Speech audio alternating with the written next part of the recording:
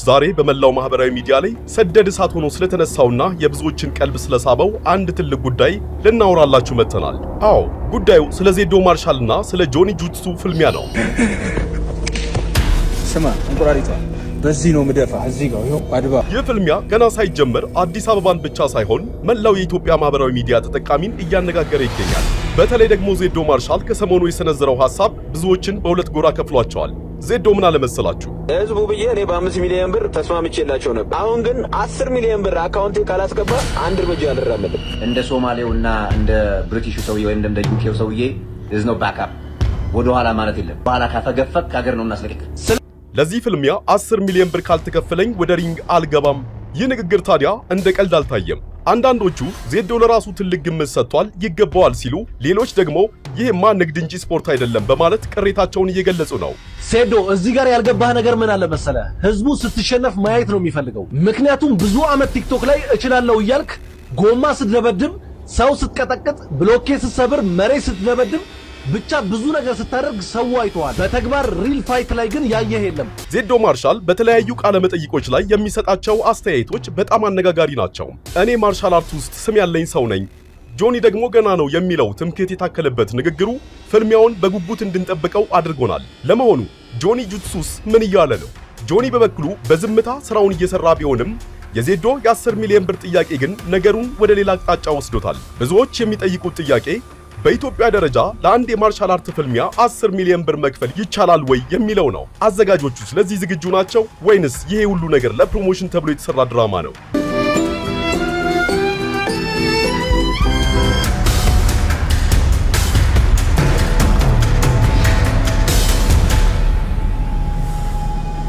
በፌስቡክ እና በቲክቶክ ላይ የሚሰጡ አስተያየቶችን ብናይ ደግሞ ነገሩ ይበልጥ ይገርማል።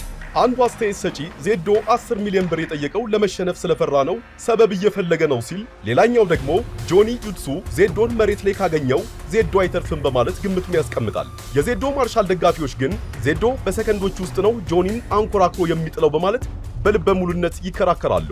እስቲ እውነቱን እንነጋገር። ዜዶ ማርሻል እንዲህ አይነት አነጋጋሪ ነገሮችን መፍጠር ይወዳል። ይሄ ደግሞ ለቪዲዮ እይታና ለሰዎች ትኩረት በጣም ጠቃሚ ነው። ነገር ግን 10 ሚሊዮን ብር መጠየቁ ለስፖርቱ እድገት ነው ወይንስ ለግል ጥቅሙ? ማየት ይፈልጋል። ይሄን ሰው ደግሞ አይተዋል። ሚዳቋን ሊበላት እንደተዘጋጀ ነብር አንሰፍስፎ ነው እየጠበቀ ያለው። ታዲያ ብትሸነፍ ችግሩ ምን እንደሆነ ታውቃለህ? ይሄ ሁሉ አመት ሲከተልህ የነበረ ህዝብ አንፎሎ ማድረግ ይጀምራል። ከዛ በኋላ የምትለቃቸው ቪዲዮዎች ተቀባይነት አይኖራቸውም። ህዝቡ እንደ ውሸታም ያያል። ሶማሌው ሩቅ ስለነበረ ተገላግለዋል። እነዚህ ግን ጉያ ውስጥ ሆነው አይፋቱም። እንደ ሶማሌውና እንደ ብሪቲሹ ሰውዬ ወይም እንደ ዩኬው ሰውዬ is no backup ወደ ኋላ ማለት የለም። ባላ ካፈገፈክ ሀገር ነው እናስለቅቅ። ስለዚህ ዜዶ እንደሚለው ከሆነ ማርሻል አርት ትልቅ ዋጋ ሊሰጠው የሚገባ ጥበብ ነው።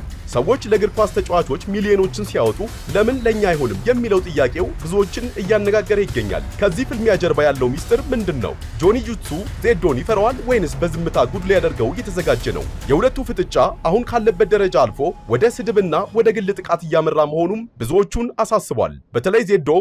በተለይ ዜዶ ጆኒን እንደ ህፃን ልጅ ነው የማየው ማለቱ በጆኒ ደጋፊዎች ዘንድ ከፍተኛ ቁጣን ቀስቅሷል።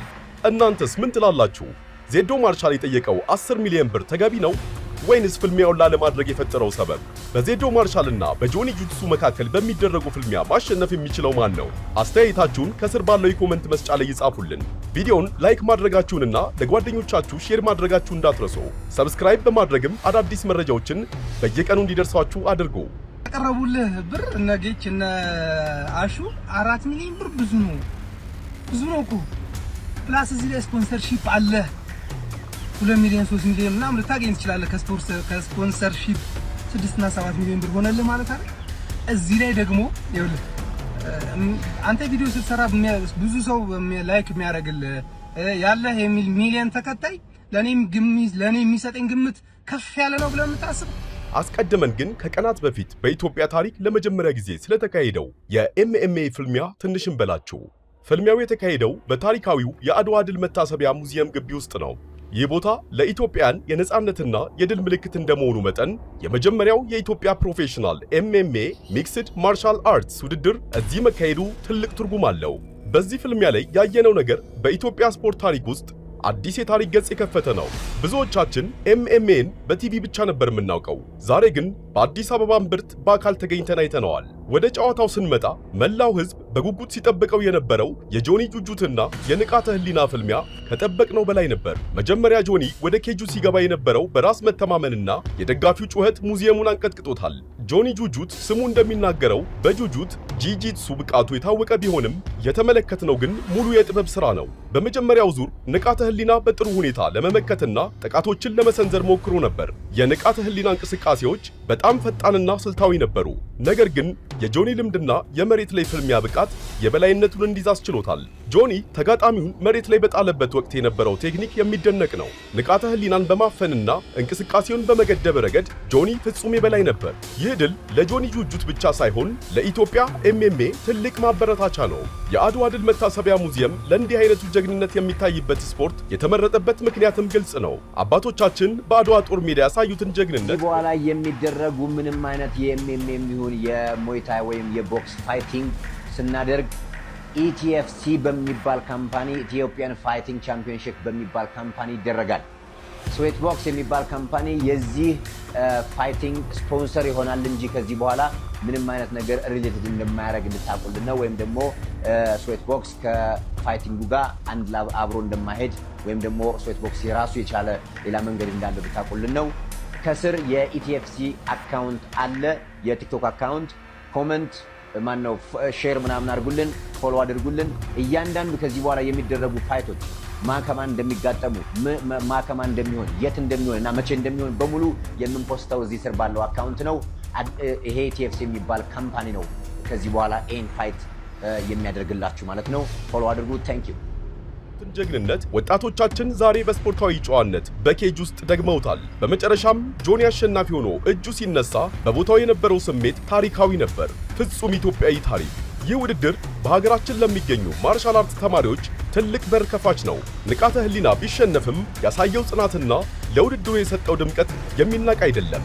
ለጆኒ ጁጁት የእንኳን ደስ አለ መልእክታችንን እያስተላለፍን የኢትዮጵያ ኤምኤምኤ ወደፊት የት ይደርሳል የሚለውን ጥያቄ ለእናንተ ለተመልካቾች ትተነዋል። አሁን ደግሞ በጉጉት ስለሚጠበቀው የዜዶ ማርሻልና ጆኒ ጁትስ ፍልሚያ ትንሽም በላችሁ። ስማ እንቁራሪቷ በዚህ ነው ምደፋ። እዚህ ጋር ይኸው አድዋ ነው የምገኘው።